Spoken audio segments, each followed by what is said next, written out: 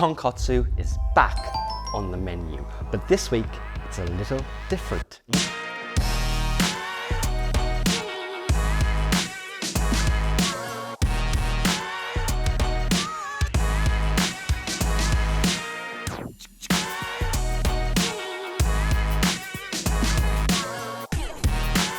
Hello everyone and welcome back to Japan Love Walker. I'm your host Anthony and we have a wonderful tonkotsu delight coming up, featuring a delicious tonkotsu broth, homemade noodles to die for, beautifully cooked char-siu, and two ingredients that may catch you by surprise. The first being black garlic, made by repeatedly deep frying and roasting the garlic to give a black charred flavor to really accentuate the flavors in the tonkotsu broth. We also have something called jelly's ear. Now, from just hearing that name, it's very hard to figure out what it is, but it's a fungi that grows on elder tree and has a distinct ear shape to it. Slice it up, boil it, add it to the broth, and you've got a very, very interesting culmination of textures and flavors to go. こんにちは。熊本ラーメン国定の船倉と申します。今回は熊本ラーメン国定として豚骨ラーメンとチャーシュー麺、あと変わり種の一品として、担々麺をご用意しております。国定というお店は昭和32年に熊本に創業した、60年以上の歴史あるお店ですので、もし、豚骨ラーメンお好きな方、担々麺食べてみたいなという方はぜひご来店ください。よろしくお願いいたします。And here we are.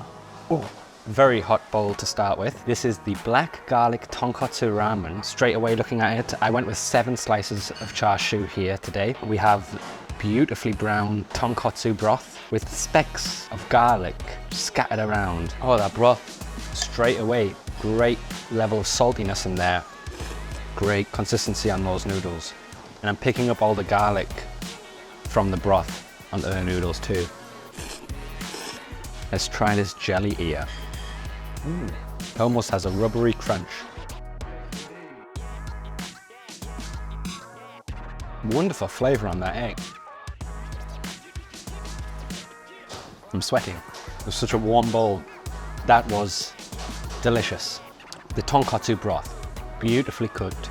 I saw earlier it being cooked with the head or the skull of a pig, and it's brought out great flavor. Mixed in with the black garlic was very interesting. Depending on how much or how strong you cook garlic has different flavor profiles in my experience. This was like a perfect balance, and I think that's because it was basically cooked very, very quickly at first and then kept on the heat to really bring out that almost charred flavor. So it was the perfect level of garlic, didn't overwhelm the dish at all, and gave a little bit of an extra character to the broth. As I got some of that black garlic onto the char-siu, those flavors started to come out much more. The noodles, which were homemade at the store, were really, really great. Perfect consistency. They felt actually quite short. I don't know if that was just me, but they felt shorter than usual. Char-siu, I went with 7 slices of char-siu. I'm a sucker for char-siu, honestly. So I always try to get as much as I can in my bowls, maybe to a fault, but loved every slice. Really, really good. Dipping it into the tonkotsu broth, bringing all those flavors into the meat directly was really, really nice. The char-siu was a little bit on the thicker side, which gave it a lot of good chew, but the flavors were really, really nice. I enjoyed chewing it a lot.